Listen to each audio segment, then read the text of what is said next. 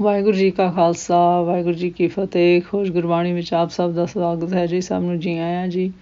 ਆਓ ਅਸੀਂ ਸਾਰੇ ਮਿਲ ਕੇ ਪਹਿਲਾ ਸ਼ਬਦ ਦਾ ਉਚਾਰਨ ਅਤੇ ਉਸ ਤੋਂ ਉਪਰੰਤ ਉਸਦੇ ਅਰਥ ਕਰਾਂਗੇ। ਅੱਜ ਗੌੜੀ 52 ਅੱਖਰੀ ਮਹੱਲੇ ਪੰਜਵੇਂ ਦੇ 29ਵੇਂ ਸਲੋਕ ਅਤੇ 29ਵੀਂ ਪੌੜੀ ਦੀ ਵਾਰੀ ਹੈ ਜੀ। ਗੌੜੀ 52 ਅੱਖਰੀ ਮਹੱਲਾ ਪੰਜਵਾਂ ਸਲੋਕ। ਡੰਡੌਤ ਬੰਧਨ ਅਨੇਕ ਬਾਰ, ਸਰਬ ਕਲਾ ਸਮਰੱਥ, ਡੋਲਨ ਤੇ ਰਾਖੇ ਪ੍ਰਭ, ਨਾਨਕ ਦੇ ਕਰ ਹੱਥ। ਪੌੜੀ। ਡੰਡੌਤ ਬੰਧਨ ਅਨੇਕ ਵਾਰ, ਸਰਬ ਕਲਾ ਸਮਰੱਥ, ਡੋਲਨ ਤੇ ਰਾਖੋ ਪ੍ਰਭੂ, ਨਾਨਕ ਦੇ ਕਰ ਹੱਥ। ਪੌੜੀ। ਡੱਡਾ ਡੇਰਾ ਇਹ ਨਹੀਂ, ਜੇ ਡੇਰਾ ਤੈ ਜਾਨ, ਉਹ ਡੇਰਾ ਕਾ ਸੰਜਮੋ, ਗੁਰ ਕੇ ਸ਼ਬਦ ਪਛਾਨ। ਈਆ ਡੇਰਾ ਕਿਉ ਸ਼ਰਮ ਕਰ ਕਾਲੇ, ਜਾ ਕੋ ਤਸੁ ਨਹੀਂ ਸੰਗ ਚਾਲੇ। ਉਹ ਡੇਰਾ ਕੀ ਸੋ ਮਤ ਜਾਣੇ, ਜਾ ਕੋ ਦ੍ਰਿਸ਼ਟੀ ਪੂਰਨ ਭਗਵਾਨੇ। ਡੇਰਾ ਨੇਚਲ ਸੱਚ ਸਾਧ ਸੰਗ ਪਾਇਆ, ਨਾਨਕ ਤੇ ਜਨ ਨਹੀਂ ਡੁਲਾਇਆ। ਡੇਰਾ ਨਿਹਚਲ ਸੱਚ ਸਾਧ ਸੰਗ ਪਾਇਆ, ਨਾਨਕ ਤੇ ਜਨ ਨੈ ਡੁਲਾਇਆ। ਸ਼ਬਦ ਵਿੱਚ ਗੁਰੂ ਜੀ ਸਾਨੂੰ ਦੱਸਦੇ ਹਨ ਕਿ ਗੁਰਮੁਖੋ, ਇਹ ਜਗਤ ਸੰਸਾਰ ਜੋ ਅਸੀਂ ਇਸ ਨੂੰ ਪੱਕਾ ਡੇਰਾ ਸਮਝੀ ਬੈਠੇ ਹਾਂ, ਟਿਕਾਣਾ ਸਮਝੀ ਬੈਠੇ ਹਾਂ ਕਿ ਇੱਥੇ ਹੀ ਰਹਿਣਾ ਹੈ, ਇਹ ਡੇਰਾ ਪੱਕਾ ਨਹੀਂ ਹੈ ਜੀ। ਇੱਥੋਂ ਸਭ ਚਲੇ ਗਏ ਨੇ ਅਤੇ ਸਭ ਨੇ ਚਲੇ ਜਾਣਾ ਹੈ ਅਤੇ ਅਸੀਂ ਵੀ ਚਲੇ ਜਾਣਾ ਹੈ ਜੀ। ਅਤੇ ਸੱਚਾ ਡੇਰਾ ਕੀ ਹੈ ਜੀ? ਗੁਰਸ਼ਬਦ ਗੁਰਬਾਣੀ ਨਾਮ, ਪਰਮੇਸ਼ਰ ਦਾ ਗੁਰਸ਼ਬਦ ਗੁਰਬਾਣੀ ਨਾਮ ਹੈ ਜੀ। ਔਰ ਗੁਰਸ਼ਬਦ ਗੁਰਬਾਣੀ ਨਾਮ ਦੁਆਰਾ ਅਸੀਂ ਪਰਮੇਸ਼ਰ ਦੇ ਘਰ ਟਿਕਾਣੇ ਭਾਵ ਡੇਰੇ ਦੀ ਚਾਹ ਕਰਨੀ ਹੈ ਜੀ। ਉਸ ਨੂੰ ਅਸੀਂ ਸੱਚਾ ਤੇ ਸਥਿਰ ਡੇਰਾ ਸਮਝਣਾ ਹੈ ਜੀ। ਇਸ ਸ਼ਬਦ ਵਿੱਚ ਗੁਰੂ ਜੀ ਕਹਿੰਦੇ ਹਨ ਕਿ ਸਰਬ ਸ਼ਕਤੀਮਾਨ ਕਰਤਾ ਪੁਰਖ ਪਰਮੇਸ਼ਰ,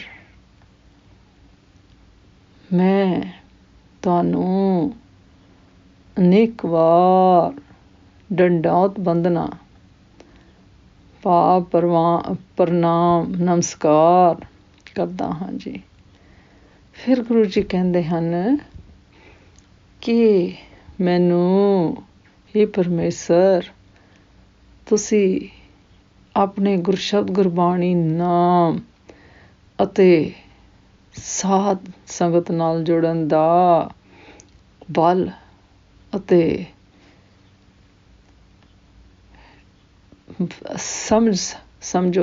ਸਮਝਾਓ ਜੀ ਕਿ ਇਹ ਗੁਰਸ਼ਬਦ ਗੁਰਬਾਣੀ ਨਾਮ ਸੱਚਾ ਡੇਰਾ ਹੈ ਜੀ।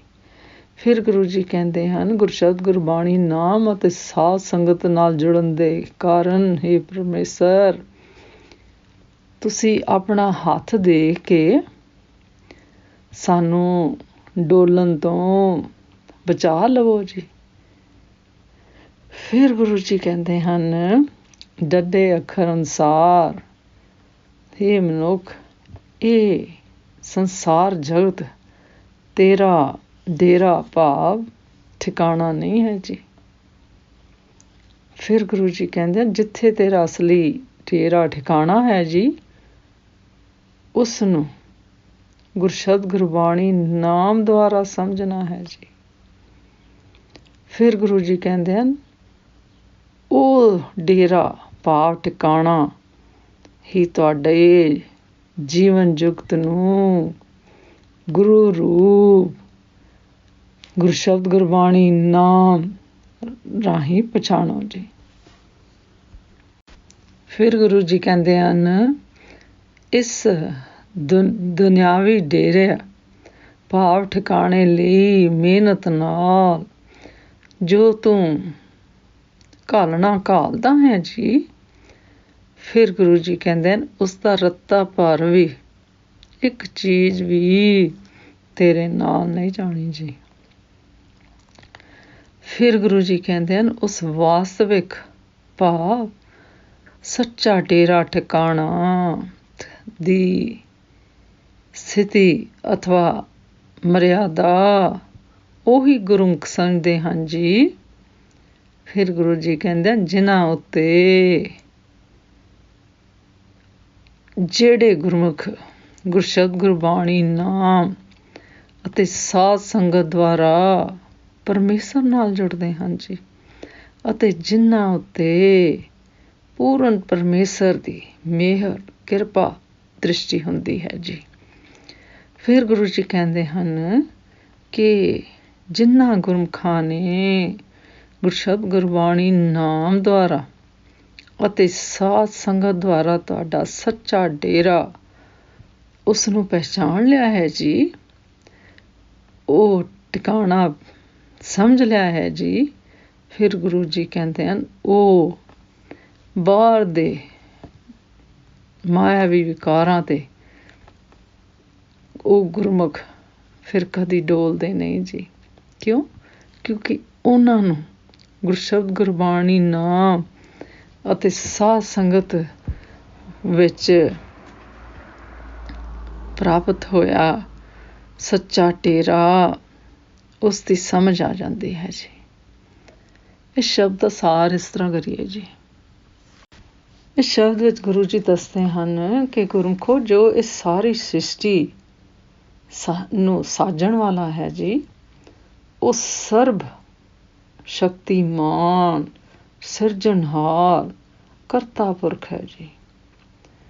ਫਿਰ ਗੁਰੂ ਜੀ ਕਹਿੰਦੇ ਹਨ ਉਸ ਕਰਤਾ ਪੁਰਖ ਸਿਰਜਣਹਾਰ ਨੂੰ ਗੁਰਸ਼ਬਦ ਗੁਰਬਾਣੀ ਨਾਮ ਦੁਆਰਾ ਪਹਿਚਾਨੋ ਜੀ, ਅਤੇ ਸਦਾ ਨਮਸਕਾਰ ਕਰਕੇ ਬੇਨਤੀ ਅਤੇ ਅਰਦਾਸ ਕਰਨੀ ਚਾਹੀਦੀ ਹੈ ਜੀ ਕਿ ਹੇ ਸਿਰਜਣਹਾਰ ਕਰਤਾ ਪੁਰਖ ਸਾਡੇ ਤੇ ਆਪਣੀ ਮਿਹਰ ਕਰ ਤੇ ਸਾਨੂੰ ਇਸ ਜਗਤ ਸੰਸਾਰ ਤੋਂ ਮਾਇਆਵੀ ਬੰਧਨਾਂ ਤੋਂ ਡੋਲਣ ਤੋਂ ਆਪਣੇ ਮਿਹਰ ਕਰਕੇ ਸਾਨੂੰ ਬਚਾ ਲਵੋ ਜੀ।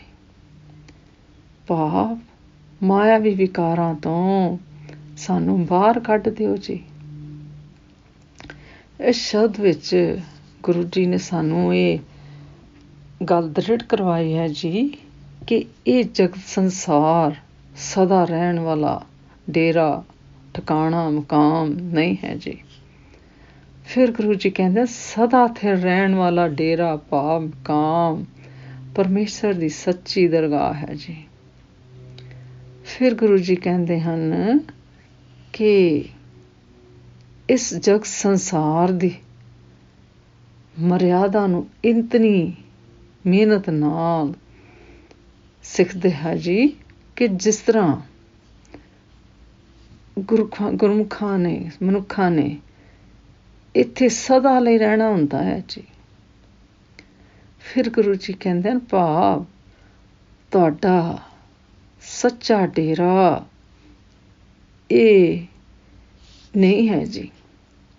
ਇਹ ਮਨੁੱਖ ਜੀਵਨ ਦਾ ਇੱਕ ਵੱਡਾ ਦੁਖਾਂਤ ਹੈ ਜੀ ਕਿ ਉਹ ਇਸ ਜਗਤ ਸੰਸਾਰ ਵਿੱਚ ਆਏ ਆਪਣੇ ਜੀਵਨ ਨੂੰ ਜਿਉਂਦਿਆਂ ਇਹ ਹਮੇਸ਼ਾ ਰਹਿਣ ਵਾਲਾ ਡੇਰਾ ਟਿਕਾਣਾ ਸਮਝ ਲੈਂਦਾ ਹੈ ਜੀ। ਫਿਰ ਗੁਰੂ ਜੀ ਕਹਿੰਦੇ ਹਨ ਇਹ ਦੁਖਾਂਤ ਵਾਲੀ ਗੱਲ ਹੀ ਹੈ ਜੀ ਕਿ ਜਿਉਂਦੇ ਜੀ ਅਸੀਂ ਆਪਣੇ ਆਪ ਨੂੰ ਉਸ ਪਰਮੇਸ਼ਰ ਦੀ ਸੱਚੀ ਦਰਗਾਹ ਵਿੱਚ ਲਿਜਾਣ ਵਾਸਤੇ ਕੁਝ ਨਹੀਂ ਕਰਦੇ ਜੀ। ਫਿਰ ਗੁਰੂ ਜੀ ਕਹਿੰਦੇ ਹਨ ਗੁਰਮੁਖੋ ਸੱਚਾ ਡੇਰਾ ਗੁਰਸ਼ਬਦ ਗੁਰਬਾਣੀ ਨਾਮ ਨੂੰ ਧਾਰ ਕੇ ਸਾਧ ਸੰਗਤ ਵਿੱਚ ਪਰਮੇਸ਼ਰ ਦੇ ਗੁਰਸ਼ਬਦ ਗੁਰਬਾਣੀ ਨਾਮ ਦੇ ਗੁਣ ਨੂੰ ਗਾ ਕੇ ਨਿਚਲ ਡੇਰਾ ਭਾਵ ਸਹਿਜ ਟਿਕਾਣਾ ਪਾ ਲੈਂਦਾ ਹੈ ਜੀ। ਫਿਰ ਗੁਰੂ ਜੀ ਕਹਿੰਦੇ ਹਨ ਫਿਰ ਉਸ ਡੇਰੇ ਨੂੰ ਪਾ ਕੇ ਕੋਈ ਨਹੀਂ ਡੁੱਲਦਾ ਜੀ। ਭਾਵ ਕੋਈ ਡੁਲਾਇਆ ਨਹੀਂ ਡੁੱਲਦਾ ਜੀ ਭਾ, ਫਿਰ ਕੋਈ ਘਬਰਾਉਂਦਾ ਨਹੀਂ ਹੈ ਜੀ। ਜਿਸ ਤਰ੍ਹਾਂ ਇਸ ਸ਼ਬਦ ਦੀਆਂ ਇਹਨਾਂ ਪੰਕਤੀਆਂ 'ਚ ਗੁਰੂ ਜੀ ਦੱਸਦੇ ਹਨ, ਡੇਰਾ ਨੇਚਲ ਸੱਚ ਸਾਧ ਸੰਗ ਪਾਇਆ, ਨਾਨਕ ਤੇ ਜਨ ਨੈ ਡੁਲਾਇਆ। ਡੇਰਾ ਨੇਚਲ ਸੱਚ ਸਾਧ ਸੰਗ ਪਾਇਆ, ਨਾਨਕ ਤੇ ਜਨ ਨੈ ਡੁਲਾਇਆ। ਅੱਜ ਦਾ ਵਿਚਾਰ ਕਰਦਿਆਂ ਮੇਰੇ ਕੋਲੋਂ ਅਨੇਕਾਂ ਭੁੱਲਾਂ ਹੋਈਆਂ ਹੋਣਗੀਆਂ, ਉਸ ਵਾਸਤੇ ਮੈਂ ਖਿਮਾ ਦੀ ਜਾਚਕ ਹਾਂ ਜੀ। ਵਾਹਿਗੁਰੂ ਜੀ ਕਾ ਖਾਲਸਾ, ਵਾਹਿਗੁਰੂ ਜੀ ਕੀ ਫਤਿਹ।